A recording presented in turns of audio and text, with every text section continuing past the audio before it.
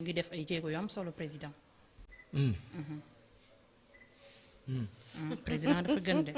saa yu ñu yeewoo rek gis ay coppite yu bees ci yoo xamante ne ñu koy nas jëmale ko ci askan wi. jéego bu important mun nañ maanaam ñu yombal nit ñi daal. aux travailleurs ñu yombal leen accès au logement. déjà ci concernant les 100 000 logements. waaw wax na lu am solo président de waaw loolu de moo ko fi taxatoo def lu baax wax dëgg yàlla def lu baax yéene ko ñi mu jiite di si dox nag di si wax di si dox di ko appliquer alhamdulilah yàlla na yàlla yokk. wax dëgg yàlla di xëy di am ay nouvelles yu baax yu mel nii am na solo de. am na solo de. comme dañuy wax tout le temps ne duñu wax lu baax. tey waaw def bi na lu baax baax de teg na na jéego lu li baax ma te li si nekk nag daa am li si nekk nag. daa am li si nekk parce que bu ñoo wax dañuy yombal nit ñi seeni am ci wàllu kër ba nga ko waxee dafay nekk logique xam nga dëkk ba mel ni England Angleterre. ak dëkk nasaraan yu bari ñoom seen premier réflexe mooy xale bi ba dee doon élève majeur 18 ans ñoom dañ jàpp ni daa war a am kër. ñun Sénégal da ngay dem ba wuy ji yàlla na yéex te rafet doo am kër. seen wax bi nasaraan ñoom dañ jàpp ni 18 ans xale bi daa war a am kër lan moo tax ñun suñu dëkk yi dañoo dem ba 60 du ñu am kër lu tax ndax organisation président nag li mu wax noonu woote ko baax na dëgg fa yàlla waaye yàgg na kaa woote 2012 avant muy falu déjà xam nga ñun dañuy wax ci président Macky Sall fàtte ni président Macky Sall moo fi nekkoon de 2000 à 2008 avant 2000 ba 2008 président Macky Sall moo fi nekkoon ba muy tàmbali politique ànd jëf PADS Landing Savané jóge fa doon ab libéral jiite cellule initiative stratégie bu parti démocratique sénégalais moom ku yàlla defal wërsëgu yàgg jiite la wax dëgg yàlla nit moom da nga kaa nangul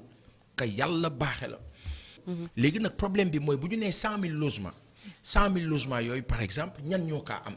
100 000 logements on va dire pour 17 millions de sénégalais boo ko dispatché def dispatching bi on va se dire bon 1 million de sénégalais au moins ci nguuru Macky Sall dinañ am kër. supposons. mais accès bi moo wax lan la. tey jii nii l'habitat au Sénégal c'est la banque de l'habitat du Sénégal BHS. yan sénégalais ñoo am accès BHS ñaata lañu ñan ñoo fa am compte ñan ñoo fa am ay possibilités foofu la ñoo waxee vous avez 400 000 350 000 à 400 000 fonctionnaires on va dire da nga koy xaaj sax bu la neexee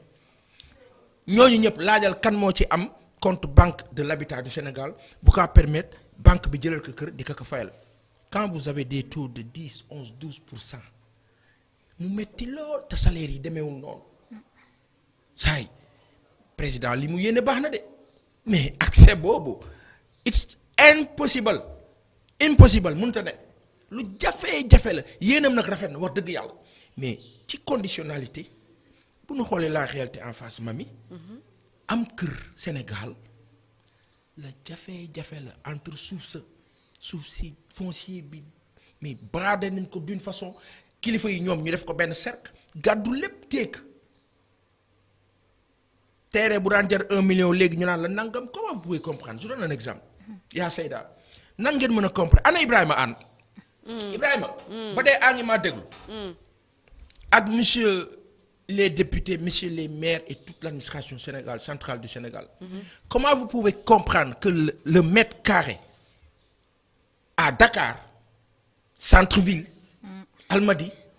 war a gën a cher le mètre carré en Europe.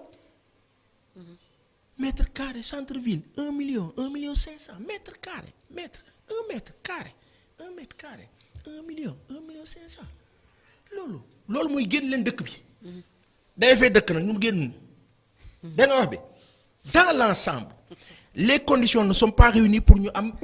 une facilité ou facilitation d'accès justement par rapport à cela loolu mooy jafe-jafe bi et c'est triste. Mami. L'initiative est bonne. Très parce bon. que en réalité dafa war a doon facilité doonul sax loo xam ne dañu naan jéego la yeggu nañu fa en fait dafa war a bokk ci li nga xamante ne légalement et puis de manière très normale liggéeykat bi daf ko war a am voilà accès logement après logement bi moom xam naa day nekk feneen fu dul Ndakaaru moom parce que Ndakaaru moom amatul espace fees fu nit dëkk am na mais dafa pour nga jot dafa ci jeg moo metti pour nga jot ci moo metti il faut mooy dafa am loolu benn tranche de la population boo xamante ne ñoo ci am accès maanaam boroomi doole mooy li ma la wax xam nga ndeysaan yàlla ni mu séddale ay mbiram fii ci réew mi ñii am dañuy dëkkee am ñii pauvre dëkkee pauvre ba keroog ñuy faatu noonu rek lay doge bañ na ko ba ñi am ñooy sëy ci seen biir dërëm gi du génn gaal gi de waaw man loolu jaaxal na ma waaw yow c'est-à-dire que pour nga jékki-jékki l'histoire de Cendrillon là mais loolu benn yoon nga ko gis tous les 10 ans ci réew mi de ayo da ngay xool nag ñiy sëy ak ñi dëkk ñooy soit yam niveau de salaire wala dañuy rawante tuuti wala kenn kaay am keneen ki du am ñoom ñiy sëy nag ñooy sëy ci seen biir ñoom yi neen ci seeni biir dërëm gi du génn gaal gi waa léegi nag noo bëggee kon ñi ñàkk mën a am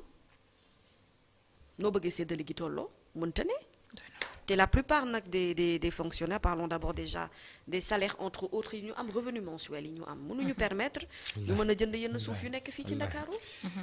à moins que état bi jël en charge yenn pourcentage yi sinon ça va être compliqué et encore que l'état est super endetté ça c'est une vérité aussi c'est à prendre en compte yooyu yëpp ay mbir la yoo xamante ne foog ñu jël ko en compte mais s'il a la possibilité de le faire d'en faire mais réellement une réalité parce que ñun ci bu ñuy fàttaliku sunu ay yaay par exemple ak sunu ay papa BHS dañu daan jaar seen salaire di fa jaar ñu leen di dagg moo jural tey yenn kër yu mel ni këru HLM yeeg yeneen yu ni mel ndax dañ seen salaire da daan jaar BHS mel na ma si cap ndeysaan su ko defee ñuy fay nañu seen kër lu ëpp fukki at ak juróom exact te prix ba ca prix ba 5000 francs ca yooyu jamono 5000 francs voilà si cap 9000 francs léegi nag xoolal ñun daanaka dañuy liggéey bay bëgg xaw a jege retraite tuuti xam nga man li ma desi ci retraite bareetul ñuy doora nag xalaat nag naan nan lay def ba am kër doo ko amee fii xanaa nga jéem ko te Tataguine te li ci gën a metti ci sunu genre gi mooy bu ñu dëkkee Tataguine dañ naan sax jaadu na ndax na ko yàlla bindee foofu mu dëkk sax foofoo baax ci moom nit ñi dañu koy foowee te fekk pourtant nag bizarrement mais nit ñi bu ñu dëkkee Almadies yow am nga droit am fa sa kër waaw c'est-à-dire que li sañ-sañ bi nga xamante ne Pa Assane am na ko boobu sañ-sañ la Nabucor war a am boobu sañ-sañ la Ngalla war a am boobu sañ-sañ la Aziz war a am il faudrait que kenn ku nekk ci Sénégal waaw nga gis sa bopp ci doxalinu réew mi mën a boole sa bopp ci li nga xamante ne moom mooy avantage yi ngay am autant da ngay liggéey nga war a mën a prétendre am ci sa kër mais xoolal location wu Ndakaaru li nit ñi di daj ci fay location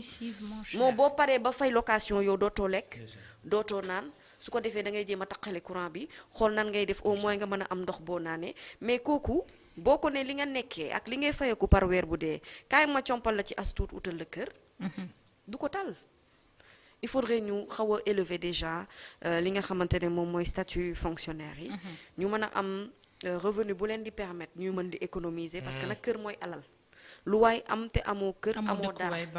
loo am appartement bu rafet di gaare sa 4x4 wala sa benn V8 bu tooy te fa nga dëkk da nga koy fay amoo alal borom kër sax mooy mu am dëkkuwaay voilà c'est ça ça doit être un réflexe ça doit être une chose très naturelle donc yàlla na ko yàlla jàppale moom président de la République ba yéene boobu mu yeggali ko mais mu bañ a nekk juste un rêve que ça soit une réalité ci solution yi dañu dekk suñu micro au président de l'association des locataires du Sénégal Elimane Sall ñu dem ci élément bi daal di ñëwaat sur le plateau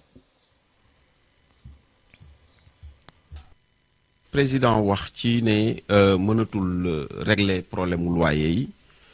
ñun daf ñu dikkee kaw dëgg la nit ki bu fekkee dem nga ba mënatoo war ngaa mën a wax ne mënatuma waaye séntu wuñ ko nag ci njiitu réew koo xam ne dañu jël yaakaar yépp ak lépp loo xamante ni nii moyen la ñu jox la ko pour que ngay xalaat di indi ay solution ci jafe-jafe yi nga xam ne moom la askan wi di jànkonteel rawatina nag secteuru location waaye bu demee ba moom en tant que chef de l'État pour la première fois dans l'histoire du Sénégal ñu gis benn président de la République mu toog ne secteur bi man mënootuma ci dara te mu am askan boo xam ne en majorité ñu ngi dund ay jafe-jafe yu tar ci secteur boobu am ñu am doole ñu investir secteur bi ñëw di appliquer prix yu leen neex président ne moom mënatu ci dara ginnaaw ba mu jëlee ay mesures ne da koy wàññi mais un état doit rester fort mais bu état demee ba jël mesure depuis 2014 ba léegi mënu koo régler mu toog lu dul 2022 mu ne mënatuma ci dara état boobu nag war na seetaat boppam. alors lu tax mesures yi boobu ba léegi mënta jàll mooy volonté politique moo amul ndax bu fekkee da ngay jël mesure nga ne dama koy bind def ko ay loi daal di ne nag léegi teg naa ko waaye nit ñi nañu débrouiller wu ku am problème demalal sa bopp tribunal tegoo lenn loo xam ne mën na accompagner ñi nga xam ne ñoo gën a néew doole jàkkaarloog ñi gën a am doole muy borom kër yi te léegi ma fàttali ne étrangers yi dugg si nañ ci indiens yi dugg si nañ ci chinois yi dugg si nañ ci marocains yi dugg si nañ ci étrangers yi ñoo envahir secteur boobu parce que secteur boo xam ne amul contrôle ku nekk da ngay ñëw dugg déclarer lu la neex fixer prix bu la neex mais buntu xaalis la donc bu fekkente ne secteur bu dox comme loyer am na Sénégal te contrôle bi ci war a am amu ci mais ñu ñëpp a ciy dugg tey bu ñu xoolee ñu bëri ci état bi kër yu bëri ñoom ñoo ko moom wax naa ni indiens yi marocains yi chinois yi ak yenn étrangers yi ak ñi nga xamante dañu nekkoon ci pouvoir ba daanu ñëpp daw nañ ñëw Sénégal investir ci secteur bi buñ ci jëlul ay mesures lu dul di wax naan mënatuñ ci dara parce que subir nañ yenn pression yi fa mu jëm mooy sénégalais yi ci seen bopp dootuñ mën a am sax kër gu ñu loué waxuma laak nag di ko gis donc solution bi daal ñun niñ ko